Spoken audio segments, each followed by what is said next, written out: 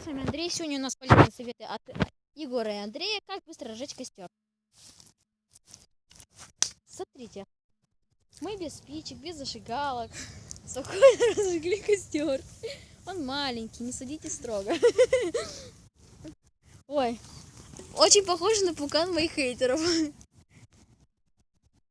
Это были советы от Егора и Андрея. Ставьте лайки. Всем спасибо за просмотр, с вами был Андрей. И теперь вы знаете, как разжечь костер без спичек и зажигалок.